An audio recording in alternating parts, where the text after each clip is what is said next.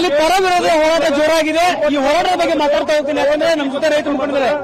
ಪ್ರಕಾಶ್ ಅವರೇ, ಇವತ್ತು ನಿನ್ನೆಯಿಂದ ಕೂಡ ನೀವು ಹೋರಾಟವನ್ನು ಮಾಡ್ತೀರಿ, ಪರವಾಗಿ ಹೋರಾಟ ಆಗ್ತಾ ಇದೆ. ಸರ್, ನಾವು ಕಳೆದ 473 ದಿನ ಪ್ರತಿಭಟನೆ ಮಾಡ್ತಾ ಇದೀವಿ. ಒಂದೇ ಒಂದು ಹಿತರ ಘಟನೆ ಆಗಿಲ್ಲ.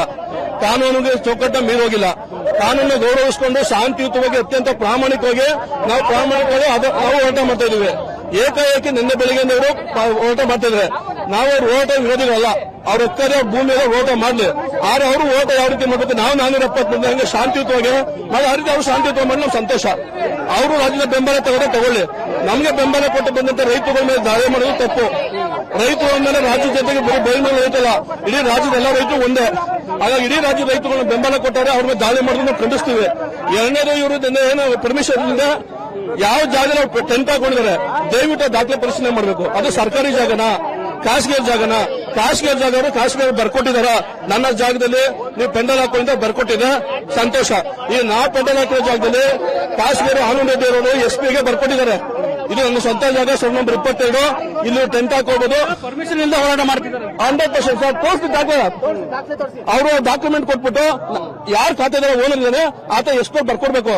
ನಾವು ಕಳೆದ 1 ವರ್ಷದಿಂದ ಏನು ಪ್ರತಿಭಟನೆ ಮಾಡಿದಾಗ ಆನಂದ್ ರೆಡ್ಡಿ ಅವರು ಸರ್ವೆ ನಂಬರ್ 22 ಎಸ್ಪಿಗೆ, ಡಿವೈಎಸ್ಪಿ, ಸರ್ಕಲ್ ಇನ್ಸ್ಪೆಕ್ಟರ್ ಮತ್ತು ಪಂಚಾಯತಿಗೆ ರೈಟಿಂಗ್ ಅಲ್ಲಿ ಬರ್ಕೊಟ್ಟವ್ರೆ.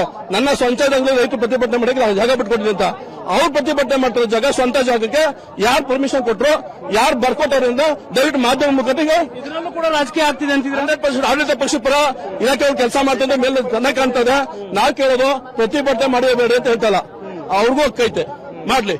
ಅವ್ರು ಏನ್ ಮಾಡ್ಬೇಕು, ಅವರು ಒಂದು ಖಾಸಗಿ ಜಾಗದಲ್ಲಿ ಯಾರು ಬರ್ಕೊಟ್ಟೆ ಪೊಲೀಸ್ ಇಲಾಖೆಗೆ ಇಂಥ ಸಂಬಂಧಿತ ಜಾಗದಲ್ಲಿ ನಾವು ಪ್ರತಿಭಟನೆ ಮಾಡ್ತೀವಿ, ಎಷ್ಟು ಪರ್ಮಿಷನ್ ಕೊಡ್ಲಿ, ಪ್ರತಿಭಟನೆ ಮಾಡ್ಲಿ. ನಮ್ಗೆ ಹೇಳೋದಿಲ್ಲ. ಸರ್ಕಾರಿ ಜಾಗ ಹೆಂಗೆ ಪ್ರತಿಭಟನೆ ಮಾಡ್ತಾರೆ?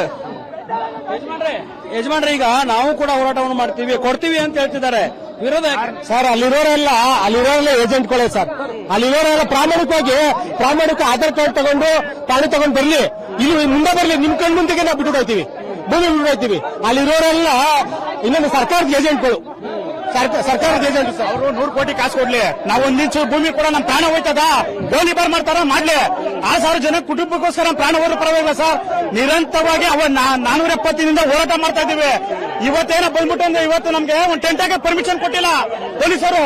ಇವತ್ತು ಅವ್ರಿಗೆ ಟೆಂಟ್ ಹಾಕಿ ಸ್ಕೂಲ್ ಹಾಕೋದು ಪರ್ಮಿಷನ್ ಕೊಟ್ಟವ್ರಲ್ಲ, ಇದ್ ಕೇಳಕ್ ಯಾರು ಇಲ್ವಾ? ಇದಕ್ಕೆ ನಮ್ ಪ್ರಾಣ ಅವ್ರನ್ನ 1 ಇಂಚು ಕೊಡಲ್ಲ ಸರ್. ಇದು ದೌರ್ಜನ್ಯ ಮಾಡ್ತಾರ, ಮಾಡ್ಲಿ, ಏನಾರು ಮಾಡ್ಲಿ. ನಮ್ಗೆ ಗೋಲಿಬಾರ್ ಮಾಡ್ತಾರ, ನಮ್ ಸಾಯ್ತಾರ. ರೈತಂಗೇನ್ ಬೆಲೆನೇ ಇಲ್ವಾ? ಈ ದೇಶ ರೈತನ ಬೆಲೆನೇ ಇಲ್ವಾ? ರೈತ ದೇಶದಲ್ಲಿ ಹುಟ್ಟಿರೋ ತಪ್ಪ. ಇಷ್ಟು ದಿನಗಳ ಕಾಲ ಶಾಂತಿಯುತ ಹೋರಾಟವನ್ನ ಮಾಡ್ತಾ ಇದ್ರಿ, ಇಲ್ಲೆಲ್ಲೋ ಒಂಥರ ಸಂಚಾಗಿದೆ, ಷಡ್ಯಂತ್ರ ಆಗಿದೆ ಅನ್ಸುತ್ತಾ? ಯಾಕಂದ್ರೆ ಪರ ವಿರೋಧ ಅಂದ್ಮೇಲೆ ಗಲಾಟೆ ಕಲಹಗಳಾಗೋ ಸಾಧ್ಯ. ಸರ್, ಖಂಡಿತವಾಗೂ ನಾವು ಇವತ್ತು ಕಾನೂನು ಭಂಗ ಮಾಡಬೇಕು ಉದ್ದೇಶ ನಮ್ಮಲ್ಲಿಲ್ಲ. ನಾವು ಪೊಲೀಸ್ ಇಲಾಖೆ ನಾವು ಅಣ್ತಂದಿರ ತರ ವರ್ತಿಸ್ತಾ ಇದ್ದೋ. 473 ಪೊಲೀಸ್ ಇಲಾಖೆ ನಮ್ಗೆ ಸ್ಪಂದಿಸ್ತಾ ಇದ್ದು, ನಾವು ಅವರು ಸ್ಪಂದಿಸ್ತಾ ಇದ್ದೋ. ಅವ್ರು ಏನೇ ಸಲಹೆ ಸೂಚನೆ ಕೊಟ್ಟು ಎಲ್ಲಾ ಸೂಚನೆಗಳನ್ನು ಪೊಲೀಸ್ ಇಲಾಖೆ ನಾವು ಪಾಲಿಸ್ಕೊಂಡಿದ್ದೀವಿ. ಇವತ್ತು ಅನಾವಶ್ಯಕವಾಗಿ ಕೇವಲ 50 ಮೀಟರ್ ದೂರದಲ್ಲಿ ಕುಮಾರಸ್ವಾಮಿ ಬರೋ ಹಿಂದೂ ದಿನ ಅವರು ರಾಜಕೀಯದವರು, ಕುಮಾರಸ್ವಾಮಿ, ಡಿ ಕೆ ಶಿವಕುಮಾರ್ ಅವ್ರ ಪಂಥಾಹ್ವಾನ ಮಾಡ್ಕೊಂಡು ನಾವು ಅದ್ರ ಬಗ್ಗೆ ನಾಳಲ್ಲ. ಅವ್ರು ಇವರು ತಗೋಯ್ತಾರೆ, ಇವ್ರು ತಗೊಂಡು ಅವ್ರ ಬಗ್ಗೆ ಹೇಳ್ತಲ್ಲ. ರೈತರುಗಳಿಗೆ ಚಳುವಳಿಗಳನ್ನ ಧಕ್ಕೆ ತರುವಂತ ಕೆಲಸಗಳು ಯಾವ್ದು ಮಾಡಬೇಡಿ. ನೀವು ಪ್ರತಿಭಟನೆ ಮಾಡ್ತೀರಾ, ನೀವು ನಮ್ಮಂಗೆ ನೀವು ಒಂದು ಜಾಗ ಪರ್ಮಿಷನ್ ತಗೊಳ್ಳಿ, ಖಾಸಗಿ ಜಾಗದಲ್ಲಿ ನೀವು ಕೂತ್ಕೊಳ್ಳಿ. ನಾವು 473 ದಿನ ಕೂತ್ಕೊಳ್ಳಿ, ನೀವು ಎಷ್ಟು ದಿನ ಬೇಕಾದ್ರೆ ಕೂತ್ಕೊಳ್ಳಿ, ಪ್ರತಿಭಟನೆ ಮಾಡಿ. ನಾವು ನಿಮ್ಮ ಪ್ರತಿಭಟನೆ ಹತ್ತಿಕ್ತಾ ಇಲ್ಲ. ಆದ್ರೆ ಕಾನೂನು ಬಂದ ರೀತಿ ರಸ್ತೆ ಬರೋದು, ರೈತರು ಬೆಂಬಲ ಕೊಡೋಕೆ ಬಂದು ಅವ್ರ ಮೇಲೆ ದಾಳಿ ಮಾಡೋದು, ಅವ್ರ ವಾಹನಗಳ ಮೇಲೆ ದಾಳಿ ಮಾಡೋದು, ಡ್ರೈವರ್ ನೋಡಿ ಅಂತದ್ದು ಇದು ತಪ್ಪು. ನಾವು ನ್ಯಾನ್ ಎಂಡ್ ಹಾಕಿ ಮಾಡ್ತಾರೆ ಕಾನೂನು. ಸರ್, ಈಗ ಕುಮಾರಸ್ವಾಮಿ ಅವರು ಬರ್ತಿದ್ದಾರೆ ಅಂತ ಮುತ್ತಿಗೆ ಹಾಕುವ ಕೆಲಸವನ್ನ ಮಾಡ್ತಿದ್ದಾರೆ.